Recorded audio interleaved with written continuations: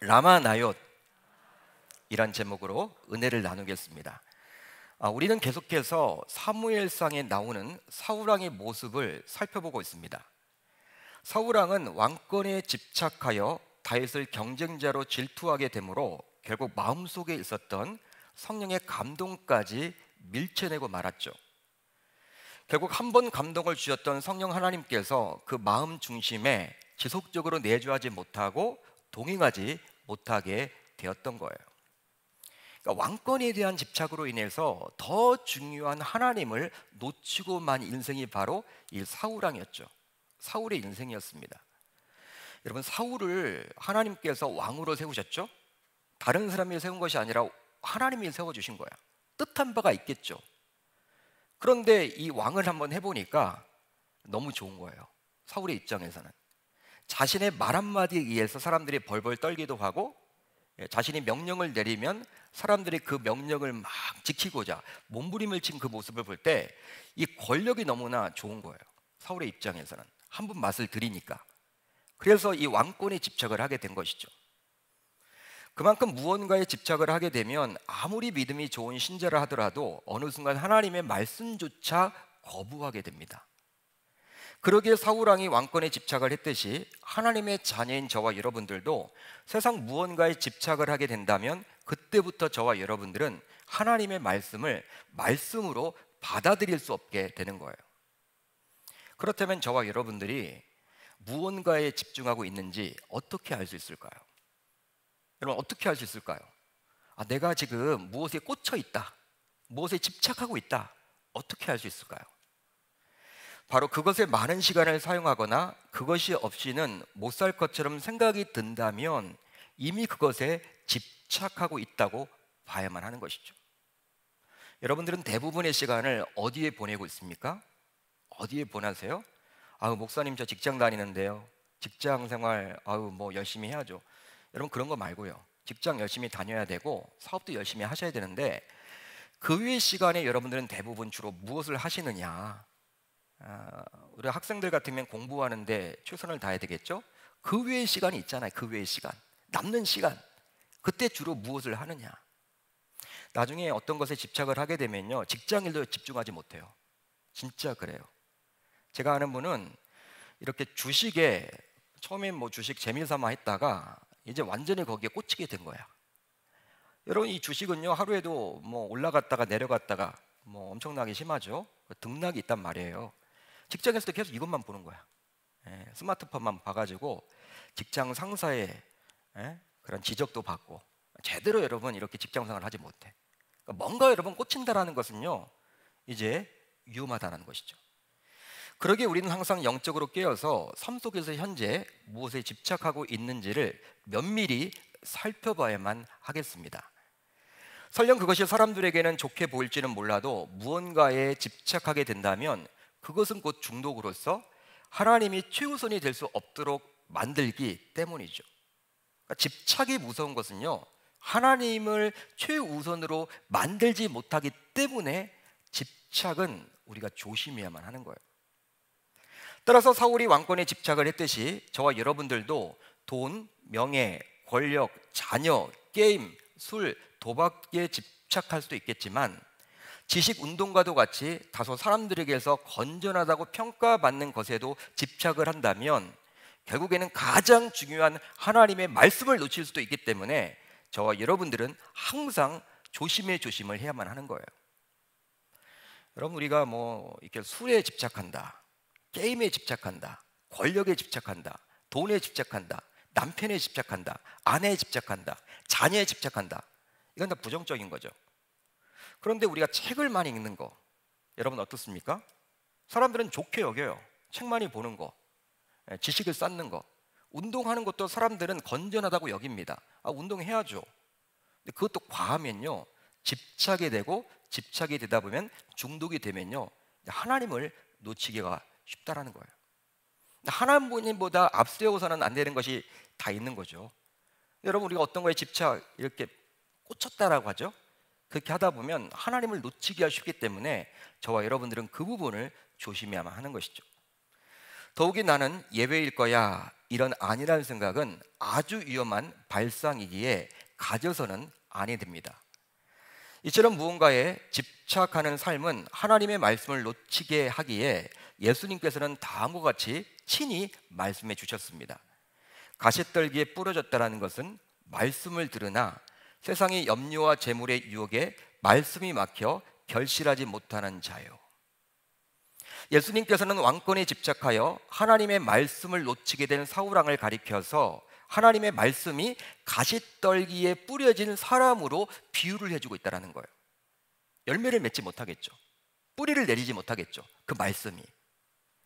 그만큼 무언가에 집착을 하게 되면 아무리 하나님의 말씀이라 해도 열매를 맺을 수가 없습니다.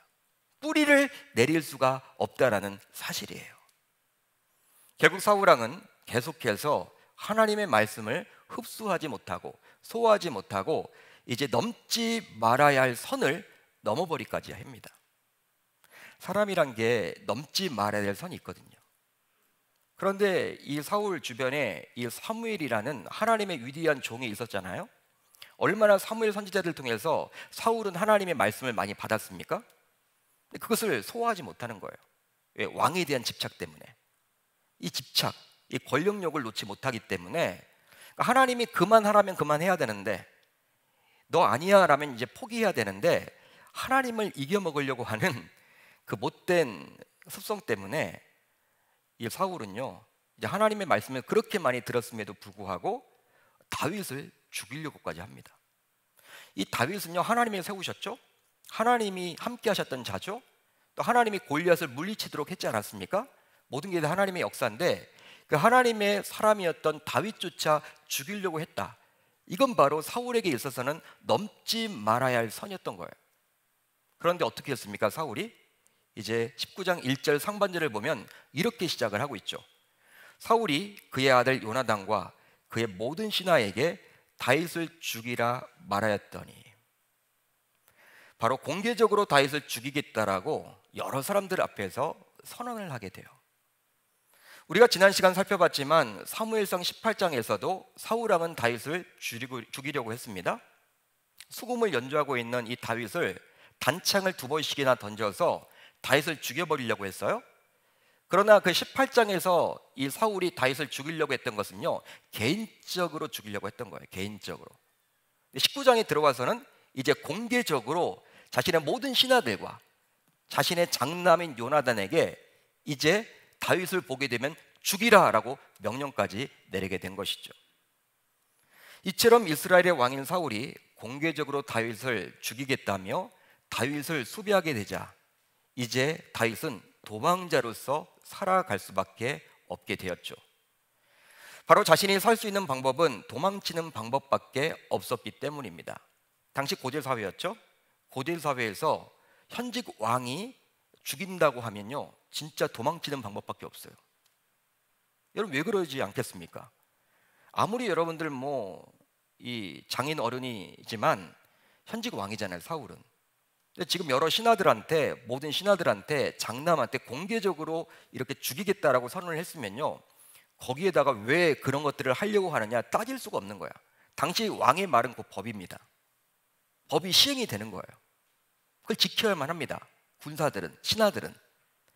여러분 그런 상황이었기 때문에 이제 다윗의 입장에서는요 도망치는 방법밖에 없죠. 왜? 목숨을 구하기 위해서는. 한번 여러분들이 다윗의 입장이 되어 보십시오.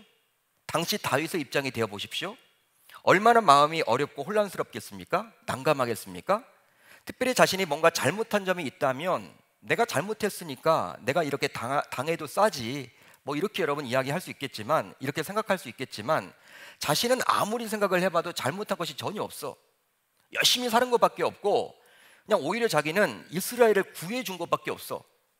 블레셋을 여러분 이렇게 공격해서 이긴 것밖에 없고, 그것도 그 유명한 이 골리앗을 물리침으로 말미암아 이스라엘 백성들을 구해준 것밖에 없어. 아무리 잘못한 것이 없어. 생각을 해봐도, 머리를 굴려봐도. 여러분 이런 상황에서 도망자 신세를 여러분 살아야만 했기 때문에 이제 다윗의 입장이 되어보면요 참으로 난감하기도 하고 억울하기도 하고 다소 뭐라도 하소연을 하고 싶지 않았을까요? 여러분들이 다윗이라도 누군가 붙잡고 내가 뭘 잘못했냐고 이렇게 따지고 싶지 않았을까요? 사람이라면 다 그런 마음을 갖겠죠. 내가 뭘 잘못했어? 진짜 아무리 여러분 생각을 해봐도 내가 잘못한 게 없거든, 진짜. 근데 왜 나에게 이러한 어려움이 있어? 상을 줘도 시원치 않은데 왜 나에게 이러한 어려운 문제가 닥쳤지? 왜 내가 이렇게 도망을 다녀야만 하지? 왜 사울은 나를 죽이려고 하지? 왜 장인어른이 돼가지고 왜 나를 죽이려고 하는 거야? 여러분, 답이 안 나오죠. 그런 상황 가운데 답이 안 나옵니다. 그러게 왜 다윗이 이런 어려움을 당해야만 하는 것일까? 어느 누군가가 묻는다면 대답하기가 참 난감할 것입니다. 당시 다윗에게 그렇게 묻는다면 다윗은 대답을 하지 못할 거예요. 이처럼 우리도 다윗처럼 누구보다도 열심히 하나님을 믿고 최선을 다해서 살아간 것뿐인데 갑자기 불어닥친 고난으로 인해서 삶의 위기를 만날 때가 있곤 합니다. 그러니까 오늘 다윗의 모습을 보게 되면 바로 우리들의 모습과 별반 다르지 않다는 것이죠. 저와 여러분들도 하나님의 말씀 붙들고 열심히 살아가잖아요, 나름대로. 우리가 여러분 특별히 뭐 그렇게 잘못을 했습니까? 하나님 앞에? 그런데 왜 나에게 이런 어려움이 닥쳤냐? 분명히 생각을 해봐도 내가 뭘 잘못했지? 떠오르지도 않고. 왜 그럴까? 왜 이렇게 고민이 되지? 왜 어렵지? 일이 꼬이지? 잘 안 풀리지? 그게 바로 저와 여러분들의 인생이라는 거예요. 다윗이 당시 그리했던 것처럼 저와 여러분들도 동일하게 지금 그런 인생을 살아가고 있음을 보여주고 있습니다. 대부분의 사람들은 이런 상황에 직면하게 되면요, 앞이 캄캄하고 헤쳐나갈 길이 보이지 않다 보니 지극히 인간적인 방법으로 그 어려운 문제를 해결하고픈 마음이 들죠. 바로 그렇게 하는 것이 가장 쉽게 문제를 해결한 방법처럼 보이기 때문입니다. 실제로 오늘 본문 안으로 이제 들어가 보면요, 블레셋 사람들과의 전쟁이 또 일어나게 되었어요. 또 전쟁이 벌어지게 되었습니다. 그런데 이번 전쟁에서도 역시 다윗이 나가서 승리를 거두게 돼요. 이제 블레셋 사람들은요, 이 다윗 이야기만 들으면요 벌벌 떨어요.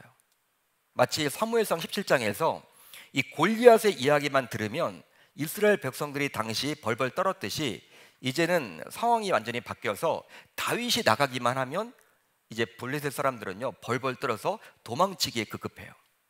결국 이번에도 공을 세웠습니다. 다윗은 전쟁에 나가서. 그렇게 되자 한동안 잠잠했던 사울왕의 관기, 즉 다윗에 대한 질투심이 폭발하게 되었고, 결과적으로 수금을 타고 있었던 다윗에게 사울은 창을 던져버리게 됩니다. 창을 던져버리게 돼요. 이토록 다윗이 공을 세워서 인기가 높아지고 사람들 사이에서 좋은 이미지가 차곡차곡 쌓이게 되자 사울왕은 질투심을 참지 못하고 이제 하지 말아야 될 또 창을 던져버린 거예요. 18장에서는 이미 2번 목숨을 건졌던 다윗, 이번에도 역시 자신에게 날아오는 창을 하나님의 은혜 속에서 잘 피하였고, 결국 이제는요 사울을 떠나게 됩니다. 사울에게서 도망치게 돼요. 18장까지만 하더라도 다윗의 입장에서는요, 이 본 마음은 그러지 않을 거야. 그래도 장인어른인데 본 마음은 그러지 않을 거야.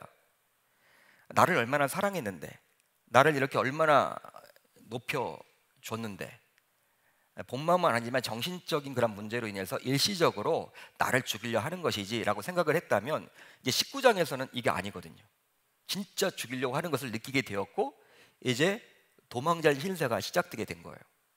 피하는 게 상책이다. 같이 있어서는 곤란하겠다. 그래서 도망을 칩니다. 보통 이런 것들을 간발의 차이라고 하죠. 간발의 차이. 간발의 차이로 이제 다윗은 사울에게서 도망치게 된 거예요. 이제 이때부터 다윗은 힘들고 외로운 도망자의 길을 걷게 되었는데요, 도망자의 길이었기 때문에 어느 한순간이라도 하나님이 지켜주지 않으면 죽은 목숨과 다를 바가 없었습니다. 따라서 다윗은 이런 모진 연단의 과정을 통해서 하나님과 동행하는 법을 배우게 된 것이죠. 실제로 아무리 신앙이 좋은 사람이라 할지라도 평탄한 삶이 지속되면요, 하나님께 100% 의존하기가 어렵게 돼요. 하나님을 떠올리기가 쉽지 않게 돼요. 저도 말씀을 준비하면서 목회자 아닙니까? 기도하고 여러분 할 거 아니에요? 그럼에도 불구하고 어떤 내 목회 위기가 오거나 또 가정적인 그런 문제가 생겼을 때 하나님께도 매달리더라고요. 하나님 이 문제를 해결해 달라고. 그게 바로 저의 모습이더라고요. 근데 목회를 하다 보면 그래도 평탄할 때가 있긴 있어요. 다른 때에 비해서 안정적으로 이렇게 목회가 갈 때가 있습니다. 근데 그럴 때에는 기도는 하긴 하지만 그렇게 간절히 하나님께 매달리지 않더라고요. 저의 모습이 그렇다면 아마 여러분들도 동일하지 않을까 그런 생각을 해봅니다. 그러기에 하나님께서 앞으로 이스라엘의 왕으로 세워질 다윗에게 모든 훈련의 과정을 통해서 하나님과 동행하는 것이 얼마나 중요한지를 깨닫도록 한 것이죠. 여러분, 한 나라를 다스린다 쉽지 않습니다. 특별히 이스라엘은요, 하나님의 택한 백성들 아닙니까? 근데 그 나라의 우두머리 왕이 되어서 그 나라 백성들을 통치한다는 것은요, 하나님과 동행하며 하나님과 함께하지 않으면 할 수 없기 때문에 지금 하나님은 이런 훈련의 연단을 통해서 가르쳐주고 있는 거예요. 그러나 당시 다윗은요, 왜 자신이 이런 감당하기 힘든 고난을 당해야만 하는가? 왜 내 장인이 나를 죽이려고 하는가? 왜 나는 이렇게 쫓겨서 도망쳐야만 하는가? 남들은 일생에서 한 번도 경험하지 못할 그 일을 나는 어떻게 창을 3번씩이나 이렇게 피해야만 하는가? 여러분, 창을 이렇게 던졌을 때 피한다, 이거 쉽지 않잖아요. 생명의 위협, 하나님의 은혜가 아니면 진짜 할 수 없는 그런 것들을 왜 나는 이렇게 겪어야만 하는가? 왜 나는 정말 평탄한 삶을 살고 싶은데 왜 그러지 않나? 당시의 다윗은요, 인식하지 못했어요. 그 이유를 알지 못했다라는 거예요. 저와 여러분들은요, 알죠. 이미 다윗의 인생을 우리가 다 살펴봤기 때문에 성경 말씀을 통해서 하나님께서 다윗을 왕으로 세우기 전에, 왕으로 즉위시키기 전에 그 광야 생활을 시켰다. 바로 그것은 그를 단련시키고 훈련시키고자 한 것이다 라고 우리는 알고 있잖아요. 그렇지만 당시 막상 그런 위기를 당하고 있는 다윗의 입장에서는요, 진짜 전혀 인식하지 못했다라는 거예요. 왜 나에게 이런 어려움이 닥쳤을까? 결국 다윗은 이제 자신에게 익숙한 집으로 우선 도망가게 되었는데요. 그런데 이것을 모를 리가 없는 사울 왕은 자신의 신복들을 다윗의 집으로 보내서 감시토록 했으며 아침이 되면 다윗을 죽이고자 했습니다. 다윗은 이런 심각한 분위기를 전혀 읽지 못했지만 다윗의 아내이자 사울 왕의 딸이었던 미갈의 도움으로 다윗은 무사히 집에서도 이제 도망치게 되었어요. 궁궐을 떠나서 가장 안전하다 할 수 있는 집으로 도망쳤는데 집에서도 또 도망쳐야 하는 그 다윗의 그러한 행적을 한번 보세요. 행적을 한번 떠올려 보세요. 얼마나 힘들고 어렵겠습니까? 자, 12절을 보시면 이렇게 나와 있죠. 미갈이 다윗을 창에서 달아내리매 그가 피하여 도망하니라. 이스라엘 백성들의 영웅 가운데 영웅이었던 이 다윗이 자신의 아내의 도움이 있지 않고서는 피할 수도 없는 상황에 처하게 됐다는 거예요. 여러분, 명정 아닙니까? 골리앗을 물리쳤는데 이스라엘 백성들 사이에서 다윗 하면 모르는 사람이 없는데 창문을 통해서 도망쳐야만 했다는 거예요. 자신의 여러분 현관문으로 당당하게 걸어 나갈 수도 없어. 왜? 사울의 군사들이 지금 잡으려고 하기 때문에, 포진해 있기 때문에. 여러분, 그러한 다윗의 모습 한번 떠올려 보시고 여러분들이 다윗이라면 어떤 마음을 갖겠습니까? 어떤 마음이겠습니까? 만약 여러분들이 다윗이라면 지금 당시 어떤 마음을 가져야만 했겠습니까? 실제로 시편 59편을 보면 당시 다윗이 얼마나 마음을 졸이며 기도했는지 나와 있는데요. 아마도 자신을 잡아 죽이려는 이 군사의 눈을 피해 창문을 통해 도망가면서 하나님께 간절히 기도했던 것 같아요. 제가 그 기도의 내용을 알려드리겠습니다. 나의 하나님이여, 나의 원수에게서 나를 건지시고 일어나 치려는 자에게서 나를 높이 드소서. 악을 행하는 자에게서 나를 건지시고 피 흘리기를 즐기는 자에게서 나를 구원하소서. 기도예요, 기도. 아마도 미갈이 창문에서 이 끈을 내려가지고 사울을 여러분 이렇게 내려주면서 여러분 이 다윗의 입장에서는 이제 조마조마하죠. 사울의 군사들이 자기를 볼까봐. 그런 상황 가운데 이 다윗은요 처절하게 하나님 앞에 매달리는 거예요. 하나님 은혜를 베풀어 달라고. 지금 사울의 군사들이 나를 이렇게 보는 순간 나는 끝이라고, 여기서 죽는다고 은혜 베풀어 달라고 기도했던 내용이 바로 방금 전에 우리가 읽었던 이 말씀이라는 거예요. 결국 이번에는 미갈의 도움으로 다윗은 도움을 받게 되었고 생명을 구하게 되었는데요. 참으로 여러분, 우리가 아이러니한 게 있습니다. 말씀을 보면요, 아이러니한 게 있는데 바로 무엇이냐면, 사울왕은 다윗을 그렇게 죽이려고 야단이죠. 시간이 날 때마다 사울왕은 다윗을 그렇게 죽이려고 야단입니다. 그런데 사울왕의 아들이었던 요나단과 딸이었던 미갈은 다윗을 살리려고 하니 이게 참 아이러니하다라고 볼 수가 있는 거예요. 아버지는 죽이려고 하고 자녀들은 살리려고 하고. 그렇습니다. 하나님을 믿는 신자라 하더라도 어떤 위기를 만나게 되면요, 그 위기를 해결하고자 자신에게 익숙한 방식과 방법에 의존하는 경우가 얼마나 많은지 몰라요. 마치 다윗이 사울왕을 피하여 자신의 집으로 도망을 쳤듯이 말입니다. 그러나 오늘 본문을 보게 되면 알 수 있듯이 자신에게 익숙한 방식과 방법은 그 문제를 해결할 진정한 방법이 되지는 못해요. 그 이유가 무엇입니까? 그 집을 떠나야만 했던 거예요. 즉, 또 다른 방법을 추구해야만 하기 때문에 그리하는 것이죠. 물론 하나님을 모르는 불신자들은 그런 방법만이 문제를 해결할 유일한 해결책이라고 여기겠지만, 집에서도 도망쳐야만 했던 다윗의 경우를 통해서도 알 수 있듯이 우리 신자들은 그 방법만으로 문제를 진정으로 해결할 수 없음을 너무나도 잘 알 수 있는 것이죠. 그것으로 안 된다는 거예요. 그렇지만 이런 익숙한 방법과 방식을 떨쳐버리기는 참 쉽지 않습니다. 안타깝게도. 그러다 보니 신자이면서도 어때요? 세상 불신자들과 별반 다를 바 없이 어떤 문제를 만나게 되면, 어떤 고난을 만나게 되면 그 문제를 해결하고자 사람들을 찾아다니기도 하죠. 하나님을 믿는다고 하면서도. 또 돈으로 그 문제를 풀려고 합니다. 또 그 문제에 몰입해서 해결책을 마련해 보려고 한단 말이에요. 물론 그렇게 하는 것이 무조건 잘못되었다라고 볼 수는 없겠지만, 그런 방식만으로는 결단코 문제를 해결할 수는 없다라는 것입니다. 이것을 신자인 저와 여러분들에게 이제 성경은 말을 해주고자, 자, 오늘 말씀 안으로 들어가 볼까요? 13절을 보게 되면요, 이 19장 13절을 보게 되면 다소 깜짝 놀랄 만한 무언가가 다윗의 집에서 발견되었음을 저 여러분들에게 보여주고 있어요.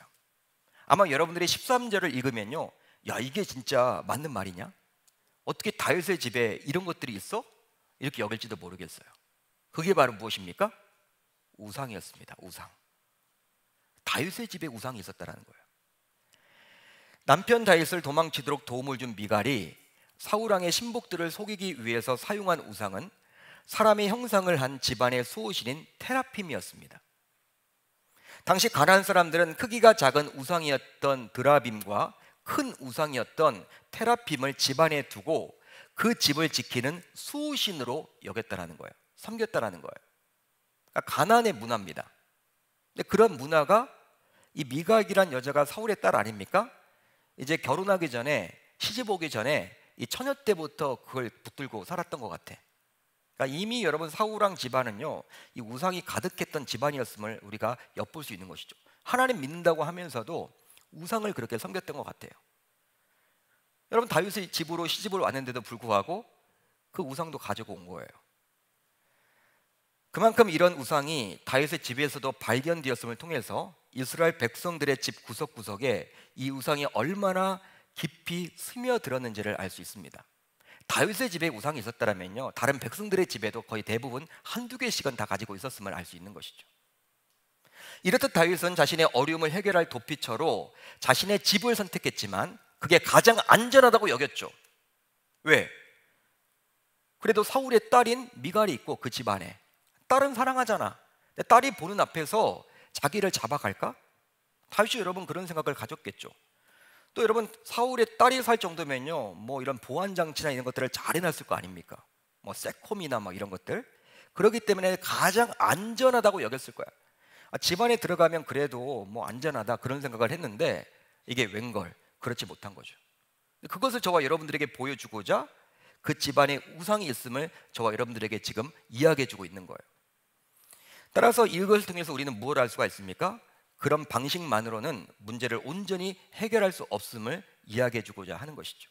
그러니까 세상의 방식만으로 어떤 문제를 만났을 때 해결이 불가능하다, 그것을 지금 저와 여러분들에게 보여주고자 그 다윗의 집에 우상이 있음을 저자는 저와 여러분들에게 말해주고 있는 거예요. 드러내주고 있는 것이죠. 실제로 우리 눈에 보이는 사람들의 방식에는 분명히 한계가 있습니다. 한계가 있어요.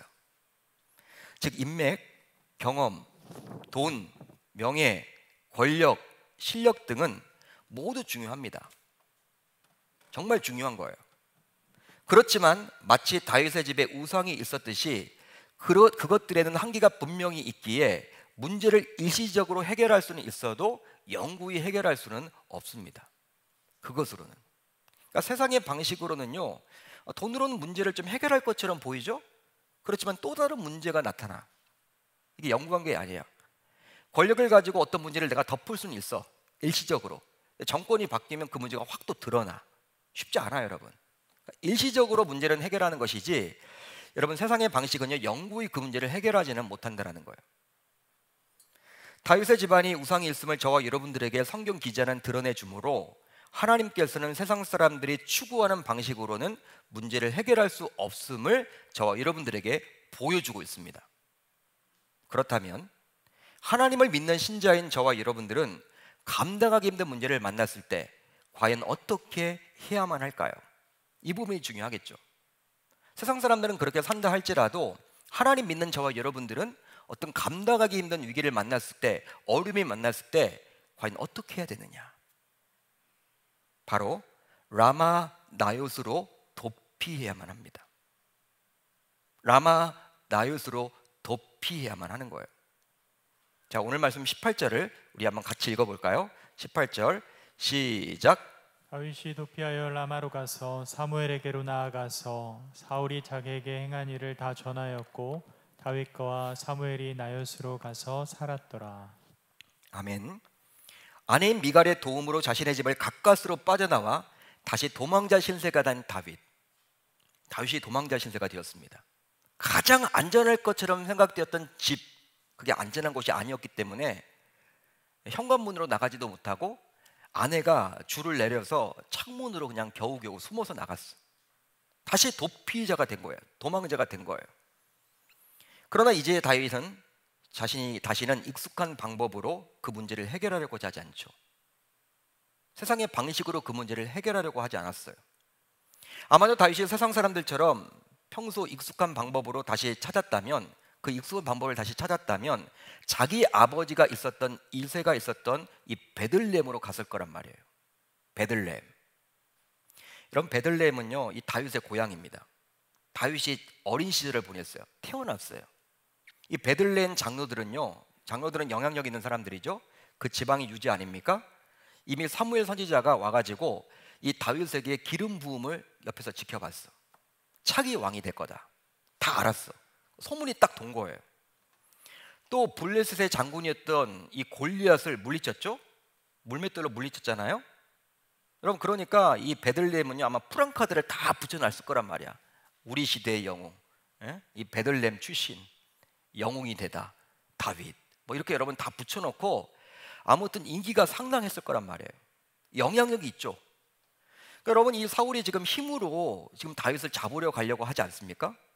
현직 왕이라는 그 힘으로 군사들을 보내지 않습니까? 잡으려고. 그렇다면 힘으로 그걸 맞설 수가 있었단 말이에요. 다윗이 베들레헴에 가게 되면요, 자기를 좋아하는 사람들이 분명히 있을 거란 말이에요. 영웅이기 때문에 그 사람들을 여러분 모집해 가지고 한 세력을 만들어서 이 현직 왕인 사울과 맞서서 싸울 수도 있을 것 같아. 왜 여러분 그러지 않겠습니까? 세상의 방식이 다 그렇죠. 그런 논리로 하죠. 그걸 원할 거 아니에요. 그렇게 하면요, 도피하지 않아도 돼요. 도망치지 않아도 돼요. 광야 생활 필요 없어요. 잘 먹고 잘 살 수 있어요. 이 베들레헴 사람들은요, 이미 이 다윗 하면요 다 우러러봐. 이 베들레헴 지역에서 아마 선거를 하게 되면요, 현직 왕인 사울보다도 이 다윗이 인기가 더 좋았을 거예요.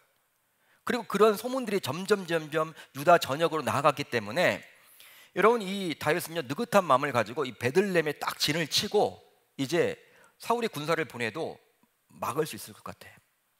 그게 세상의 방식이란 말이에요. 그런데 다윗은 그런 방식을 취하지 않습니다. 그런 일반적인 보편적인 방식으로 나아가지 않아요. 바로 동일한 실수를 하지 않았는데 바로 사무엘 선지자가 있었던 라마로 갔기 때문이죠. 베들레헴으로 가지 않고 라마로 갔다라는 거예요. 라마는 사무엘의 고향으로서 사무엘이 거하던 곳이었습니다. 따라서 라마는 지명이라고 할 수 있어요. 우리가 광명하면 지명이죠. 마찬가지로 라마는 지명이에요. 그렇다면 나옳은 무엇을 말하는 것일까요? 나옳. 오늘 말씀이 라마 나옳 아닙니까? 이 나옳은 무엇입니까? 원어를 보게 되면 거주지, 거처 등의 뜻을 가지고 있어요. 거주지, 거처. 그러기에 성경학자들에 따르면 라마 나옳은 사무엘 선지자가 은퇴 이후에 만든 기숙형 선지 학교로서 하나님의 종들인 예언자들이 함께 찬양하고 예배를 드렸던 곳으로 볼 수 있는 거예요. 지금의 말로 치면 선지학교, 신학교 혹은 교회를 이야기합니다. 하나님의 백성들이 모여서 예배 드리는 장소, 말씀이 있는 곳, 그것을 이야기하고 있는 거예요. 따라서 다윗이 사무엘이 거하던 라마 나옳으로 도피한 것은 하나님께로 도피했음을 알 수 있는 것입니다. 즉 다윗은 하나님의 말씀 앞으로 도망친 거예요. 여러분, 도망치는 것 자체를 그게 자기 여러분들 가오가 다 구겨지는 게 아니에요. 여러분, 하나님의 말씀 앞으로 도망치는 것은요, 현명한 일이에요. 지혜로운 일이에요. 사람에게서 도망치면요, 그건 여러분 굴욕이죠. 그렇지만 말씀 안으로 도피한다, 도망친다, 그것만큼 현명한 게 없어요. 근데 지금 사무엘이 그리했다라는 거예요. 베들레헴에 가지 않고, 파워를 취할 수 있는 그 베들레헴에 가지 않고, 힘을 쟁취할 수 있는 그 베들레헴에 가지 않고, 세상에 여러분 보이는 그 힘을 쫓지 않고 하나님에게 도피했음을 보여주고 있는 거예요. 실제로 스스로의 힘만으로 감당하기 힘든, 즉 어려운 일이 있을 때 하나님의 말씀을 찾았다는 것은 이미 문제를 어느 정도 해결한 것으로 볼 수 있습니다. 그 이유는 그 말씀을 통해서 자신의 문제가 왜 생기게 되었는지를 진단할 수 있기 때문이죠. 예를 들어서 몸에 어떤 증상이 나타났다고 칩시다. 예를 들어서 막 가슴이 아파, 갑자기 왼쪽 가슴이 아파. 근데 한 번 아픈 것이 아니라 막 일어날 때마다 아파. 그럼 어디를 가야 됩니까, 여러분? 어디를 가야 돼요? 우선 병원에 가서 의사의 진단을 받아야 되겠죠. 의사가 여러분 문진을 하겠죠. 소견을 들어보겠죠. 의사가 여러분 가만히 그냥 진찰만 합니까? 뭘 하라고 그래요? 여러 가지 검사를 하라고 하죠. 피 검사를 비롯해서 CT를 찍어봐라, 초음파를 해보자, 여러 가지 가슴 사진도 찍고 다 해볼 거 아닙니까? 여러분, 그렇게 해야지만 그 아픈 원인을 정확하게 알 수 있기 때문에 그렇게 하는 거예요. 그만큼 어떤 질병에 걸렸을 때 정확한 진단을 하는 것은 너무나도 중요하죠. 왜냐하면 진단이 나와야지만 치료가 되기 때문에 그리 하는 거예요. 예를 들어서 오진이 여러분 무서운 게 뭔지 알아요? 내가 지금 당뇨에 걸려 있어. 예를 들어서 당뇨에 관련된 약을 써야 되는데 오진을 하게 되면 고혈압 약을 썼어. 여러분, 효과가 없을 뿐만 아니라 이제 진짜 없던 병까지 더 걸리죠. 오진이 무서운 거예요. 오진이 무서운 거라고요. 여러분, 마찬가지로 하나님을 믿는 신자로서 어떤 감당하기 힘든 고난을 만나게 되었을 때 세상 사람들처럼 그 고난을 해결하고자 여러 방법을 동원하기 전에 저와 여러분들은 이제 어떻게 해야 되느냐?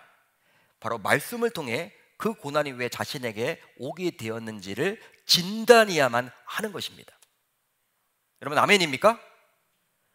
여러분, 사람들은 문제가 생기면요, 그 문제를 빨리 해결하는 데만 급급하죠. 그 문제를 여러분 해결하려고만 한단 말이야. 그 문제가 왜 생겼는지에 대해서는 생각 자체를 안 해요. 빨리 이 문제를 덮어야 되니까. 신자는 그렇게 해서는 안 된다는 거예요. 어떤 문제가 생기면요, 그 문제를 여러분 해결하는 것도 중요하지만 하나님 앞에 나아가서 말씀 앞에 잠잠히 서 있어서 왜 나에게 이런 문제가 생겼는지를 먼저 진단해야 한다는 거예요. 그 이유가 무엇입니까? 바로 어떤 문제를 만나게 되어서도 그 원인이 모두 같지 않기 때문이죠. 어떤 사람은 암에 걸려도요, 자기 죄 때문에 암에 걸릴 수도 있어요. 하나님 앞에 제대로 못 살아서 큰 죄를 저질렀기 때문에 하나님이 징계와 징벌의 차원으로 암을 줄 수도 있어. 근데 어떤 사람은 착하게 살았거든. 하나님의 말씀을 잘 지키며 살았는데도 하나님의 유익을 위해서 어떤 연단 과정을 통해서 암을 줄 수도 있다는 사실이에요. 그러니까 사람마다 다 달라요, 여러분. 즉 하나님 앞에 어떤 죄를 지었기 때문에 하나님께서 징계와 심판의 차원에서 주신 문제일 수도 있고, 또 전혀 잘못한 것이 없음에도 불구하고 우리를 연단하기 위한 목적에서 주신 문제일 수도 있다는 사실입니다. 여러분, 하나님의 심판과 징계로 받게 된 어려움이라면 어떻게 될까요? 우리의 죄로 인해서 그러한 징계와 심판이 오게 된 거죠. 그렇기 때문에 응당 자신의 잘못을 철저하게 회개함으로 인내하며 이겨내야만 합니다. 가장 중요한 게 하나님 앞에 철저히 내려놓고 회개하는 거예요. 그거 하지 않으면 회복하기가 쉽지 않아요. 그러니까 진단이 중요한 거예요. 진단이. 그러니까 말씀 앞에 서서 나에게 왜 이런 문제가 생겼을까? 왜 내가 이렇게 어려움을 당해야 할까? 정확한 진단이 있어야지만 치료가 나오는 거잖아요. 반면에 하나님께서 주신 연단의 차원에서 받게 된 문제라면 어떻게 해야 돼요? 하나님의 뜻을 구하며 후에는 하나님께서 반드시 상을 주신다는 사실을 확신하고 우리가 인내하며 버텨야 하는 것이죠. 그렇게 자신에게 닥친 어려움이 왜 오게 되었는지를 정확하게 말씀으로 진단하는 것은 어려움을 극복하는 데 아주 중요하다 할 수 있습니다. 여러분, 믿으시면 아멘. 믿으시면 아멘. 그러니까 말씀 앞에서 여러분, 우리가 그 문제를 내려놓고 우리가 하나님 앞에 묻는 그 작업이 가장 중요한 거예요. 오늘 본문에 나오는 다윗은 자신에게 기름 부었던 사무엘을 찾아갔는데요, 이 사무엘은 왜 사울왕이 다윗을 미워하고 시기하여 죽이려고 하는지 어느 누구보다도 정확히 아는 사람이었다는 거예요. 왜 그럴까요? 사무엘이 사울에게도 기름을 부었고, 여러분, 모든 사건을 다 알잖아요. 하나님으로부터 음성을 들어서 사울이 지금 어떤 마음을 가졌는지를 누구보다도 잘 알잖아. 다윗을 시기하고 질투하는 거 몰랐을까요? 다 안단 말이야. 그러니까 다윗은 모르죠. 왜 내가 도피 생활을 해야 되는 거야? 힘들고 어려운데 사무엘을 찾아가서 사무엘을 통해서 네가 그렇게 도피 생활하는 것은 네 잘못 때문에 그런 것이 아니라 네가 장차 왕이 될 텐데 왕이 되기 전에 하나님께서 너를 지금 연단하기 위한 과정이야. 그 말을 들었겠죠. 사무엘을 통해서 하나님의 음성을 듣게 된 거예요, 다윗은. 그러나 참아봐. 이 연단 기간을 잘 이겨내면 너에게는 큰 복이 임할 거야. 너는 훌륭한 성군이 될 거야. 여러분, 이 말을 지금 다윗은 받았습니다. 하나님으로부터. 그렇습니다. 라마 나요스에서 다윗은 자신이 만나게 된 이 고난이 과연 무슨 이유 때문인지를 정확하게 알게 되었던 거예요. 쉽게 말하면 왜 사울이 자신을 죽이려고 하는지를 알게 되었다는 거예요. 이것을 알게 되자 다윗은 결과적으로 사울을 미워할 수가 없겠죠? 자기를 죽이려고 해도 이 사울을 통해서 지금 하나님이 일하심이잖아요. 하나님이 자기를 지금 빚어가는 거잖아요. 아무리 여러분 자기를 죽이려고 해도 이것도 하나님의 뜻 가운데서 벌어진 일이잖아. 미워할 수가 없는 거야. 오히려 불쌍히 여기게 되는 거예요. 사울이 자기를 죽이려고 해도 화가 나지 않아. 사울을 바라보면 그냥 눈물이 나. 다윗이. 실제로 오늘 말씀 이유를 보더라도 다윗은 계속해서 도망자 신분으로 살아야만 했지만 그 가운데서도 어떠한 조급함이나 원망이나 탄식을 보이지 않아요. 바로 그 이유는 라마 나윗에서 말씀을 통해서 자신이 겪게 된 그 고난의 이유를 정확하게 알게 되었기 때문입니다. 따라서 신자인 우리도 어떤 감당하기 힘든 위기, 어려움, 문제, 고난을 만나게 되었을 때 오늘 말씀에 나오는 다윗처럼 말씀이 있는 라마 나윗으로 도피해야 할 줄로 믿습니다. 믿습니다. 다른 곳으로 도피해서는 안 돼요. 베들레헴으로 도피해서는 안 돼요. 바로 라마 나윗으로 도피해야만 하는 거예요. 그곳에 말씀이 있기 때문에. 그러나 현실은 어떠할까요? 아무리 신자라고 해도 말씀이 있는 라마 나윗으로 도피하는 것을 시간 낭비로 여깁니다. 저와 여러분들의 모습 아닌가요? 시간 낭비로 여긴다는 거예요. 그거는 힘없는 자들이나 하지.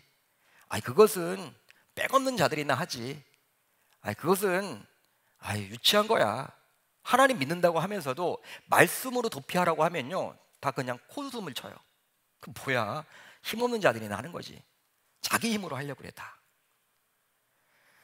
뭔가 능력 없는 자들이나 하는 것으로 취급해버려요. 그렇지만 오늘 말씀을 자세히 읽어보세요. 19장을 여러분들이 자세히 쭉 읽어보세요. 집에 돌아가셔서. 다윗이 라마 나윗에 도피하고 있음이 사울왕에게 알려지게 되었죠. 결국 사울왕은 군사들을 보냅니다. 그래서 여러 군사들을 보내서 이 다윗을 체포하려고 해요. 그런데 그 군사들에게 하나님의 영이 임하게 되었습니다. 갑작스럽게. 그래서 군사들도 그곳에 머물던 예언가들처럼 예언을 하게 되었어요. 자신이 여러분 군사들이 다윗을 잡으러 갔다가 하나님의 영이 임하게 되자 예언 활동을 하게 된 거예요. 하나님의 사람처럼 변모를 하게 된 거야. 놀라운 일이 벌어졌죠? 놀라운 일입니다.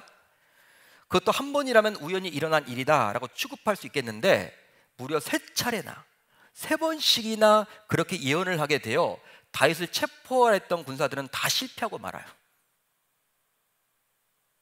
결국 화가 난 사울 왕이 직접 라마 라얏으로 군사를 이끌고 왕이 직접 출전을 합니다.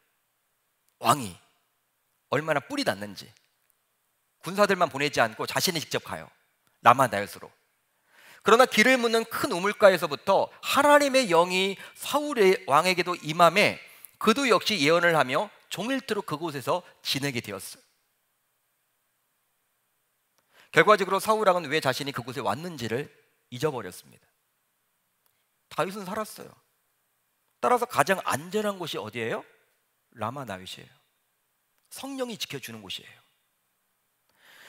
다윗이 자신의 집이 가장 안전하다고 생각했지만 자신의 집에 사울의 군사들이 찾아와서 자신은 도망쳐야만 했지만, 이 라마 나얏은요 그 집과는 비교할 수는 없어. 별 볼 일 없어. 뭐 선지 학교, 뭐 시설도 좋지도 않아. 뭐 하나님의 백성들이 몇 명 살고 있는 것처럼 보여져. 뭐 담도 높지도 않아. 그렇지만 누가 지켜줘요? 성령 하나님이 지켜주고 있다는 거예요, 다윗을. 그래서 다윗은 도망치지 않습니다, 여러분. 도망치지 않아요. 오히려 왔던 군사들이요 그냥 이상한 사람들로 변해가지고 오히려 내가 여기를 왜 와 있지? 이렇게 혼란스럽게 된 거예요. 그러게 라마 나얏은 성령의 역사가 강하게 나타나므로 다윗을 안보해준 은혜의 동산이요 말씀의 동산이라 감히 말할 수 있습니다. 따라서 라마 나얏으로 도피하는 것은 가장 안전하고 현명하고 지혜로운 일임을 믿을 수 있기를 바랍니다.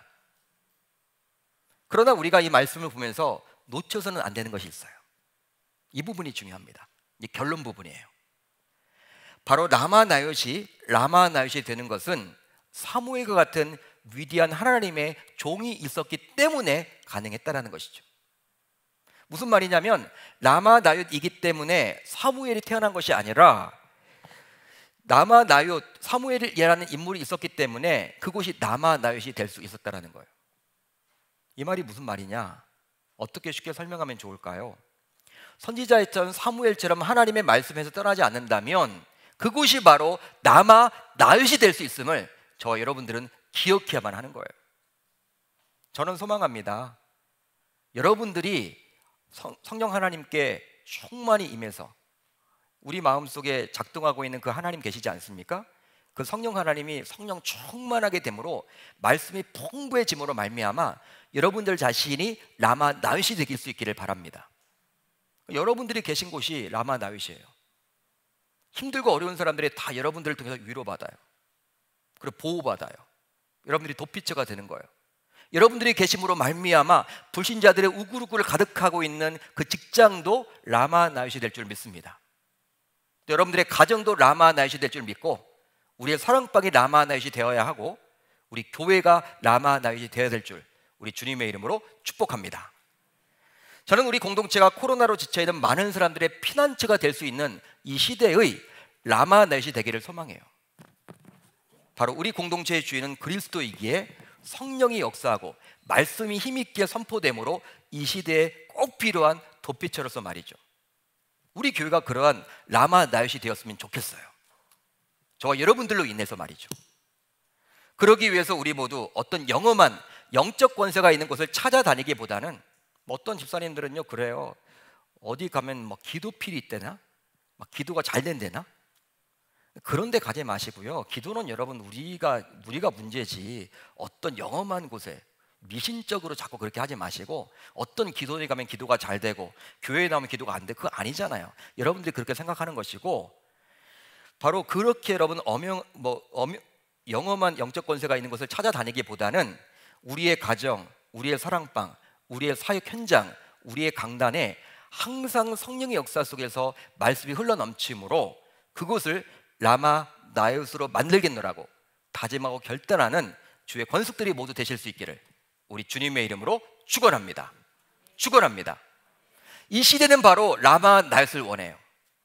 그러나 라마 나얏은 어떤 영험한 곳이 아니라는 거예요. 하나님의 말씀이 임하는 곳이 바로 라마 나얏입니다. 다윗이 그것을 선택했다라는 거예요. 여러분, 현재 여러분 어떤 감당하기 힘든 위기 속에 놓여 있습니까? 세상의 방식을 쫓지 마시고 라마 나얏으로 도피할 수 있기를 바랍니다. 그리고 여러분들이 라마 나얏이 한번 대해보세요. 그래서 영향력을 끼쳐보세요. 이 시대에 이 코로나로 지쳐있는 많은 사람들에게, 많은 교우들에게 여러분들이 라마 나얏이 됨으로 말미암아 여러분을 통해서 위로받고 도전받고 희망을 얻고 돌아가는 모든 우리 귀한 계명의 권속들이 다 되셨으면 좋겠습니다. 그런 인생을 살아가겠노라고 다짐하고 결단하는 저와 여러분들이 다 되실 수 있기를 우리 주님의 이름으로 축복합니다. 축복합니다.